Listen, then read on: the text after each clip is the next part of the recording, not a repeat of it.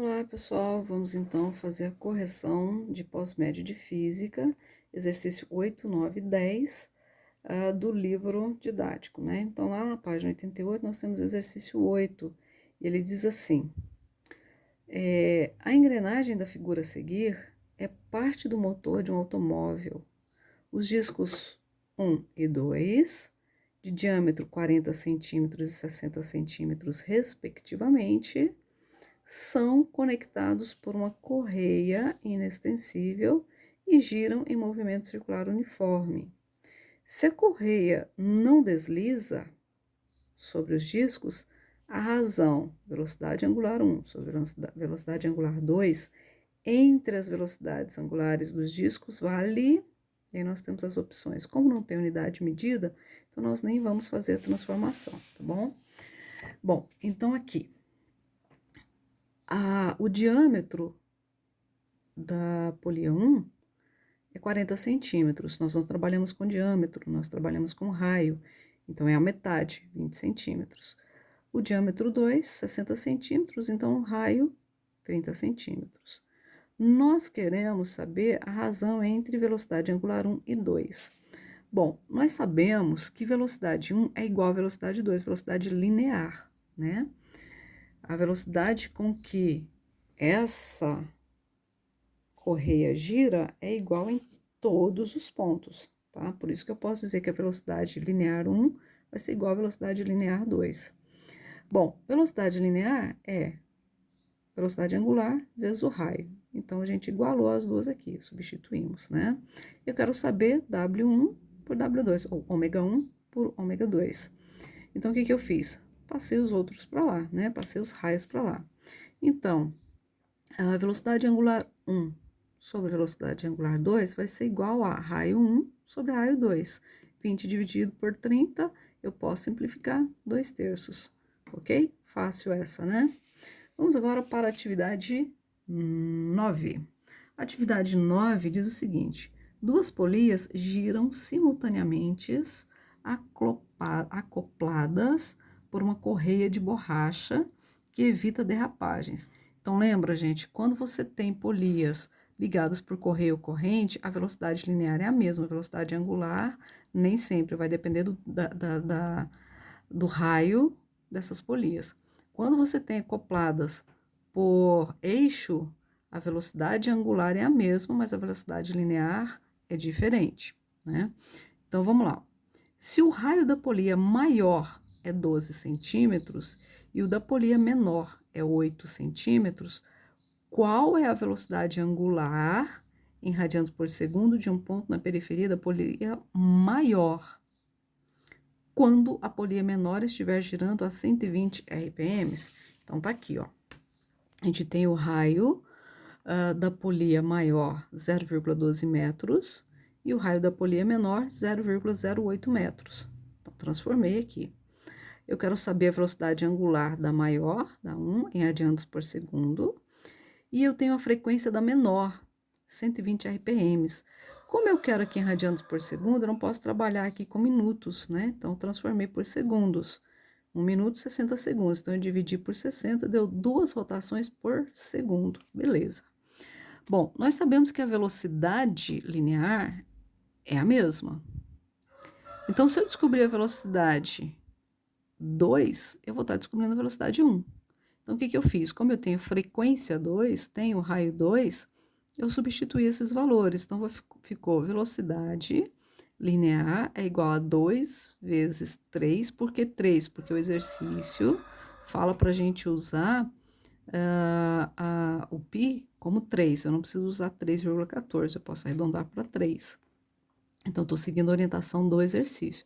Então, vai ficar a velocidade é igual a 2 vezes o π, que é 3, vezes o raio menor, que é 0,08, e vezes a frequência menor, que é 2. Multiplicando tudo, achei 0,96 metros por segundo. Mas não é isso que eu quero velocidade angular 1. Como eu sei que velocidade linear é igual a velocidade angular vezes o raio, então eu substituí, ó. Velocidade é 0,96, velocidade angular é o que eu quero, e o raio maior é 0,12. Isolando a velocidade angular, nós vamos ter 0,96 dividido por 0,12, que vai dar 8 radianos por segundo, certinho? Bom, vamos agora para a questão 10. A questão 10 diz o seguinte: veja a tabela contendo as medidas dos raios das coroas e catracas de uma bicicleta de 8 marchas e o desenho dessa bicicleta. Considere o raio do pneu igual a 0,4 metros. Isso é importante, tá? E aí nós temos aqui, marcha 1, eu tenho, no primeiro momento eu tenho a coroa de raio 5 e catraca 2. No segundo eu tenho 8 de coroa, né? E 3 na catraca. E na 3 eu tenho catraca 4 centímetros e na 4 eu tenho catraca 5 centímetros. Muito bem. Então, eu tenho, ó, quando a gente vê o desenho, eu tenho 2 coroas e 4 catracas, tá? Então, 8 marchas. Muito bem. Letra A. Se em determinado instante a corrente une a coroa 1, a catraca 4, e o ciclista imprime a rotação de 200 RPM aos pedais, qual é a velocidade desenvolvida pela bicicleta? Então, vamos lá. Olha só o que a gente tem. A rotação do pneu, o raio do pneu, 0,4 metros. A coroa 1, 0,05 metros. E a catraca 4, 0,005 metros. A frequência aqui vai ser de 200 RPM. Para transformar isso em segundos, dá 3,33, é a mesma coisa que 10 terços, tá bom? Se você quiser usar 3,33, também não tem problema, tá? Bom, porque aqui você vai dividir 200 por 60. Então, a gente quer a velocidade. Velocidade, a gente sabe que é 2 vezes π vezes o raio vezes a frequência, é isso?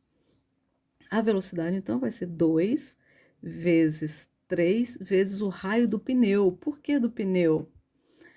Porque para que ele tenha essa velocidade, eu vou contar a rotação do pneu, tá certo? Vezes a frequência, que é 10 terços, tá bom? Então, 2 vezes 3 vezes 0,4 vezes 10 vai dar 24, dividido por 3, 8 metros por segundo. Muito bem. Vamos então para a letra B. A letra B fala assim, ó. Qual é a combinação coroa-catraca que permitirá ao ciclista desenvolver a maior velocidade possível? Olha só, para ter maior velocidade, ele tem que ter maior giro, não é isso? Então, para ter maior giro, o que, que a gente precisa? Eu preciso que eu tenha a coroa maior e a catraca menor, porque aí eu vou ter um giro maior do pneu, tá certo? O pneu vai girar de acordo com a catraca. Se eu giro mais vezes com a catraca menor, então eu vou ter um maior giro com os pneus, né?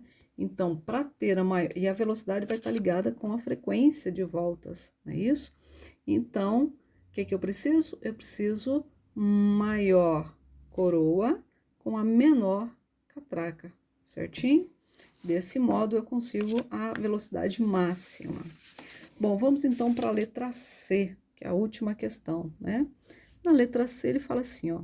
Na combinação coroa 2 e catraca 4, qual é a frequência de rotação que o ciclista deve imprimir aos pedais? Então, a velocidade do pedal está diretamente ligada a quem? A coroa. Por que a coroa, professora?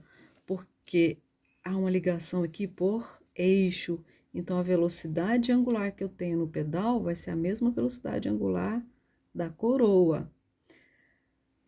Já a velocidade vai estar ligada com o pneu, que está diretamente ligado com a catraca, tá bom? Então, vamos lá, ó. Qual a combinação da coroa 2 com catraca 4?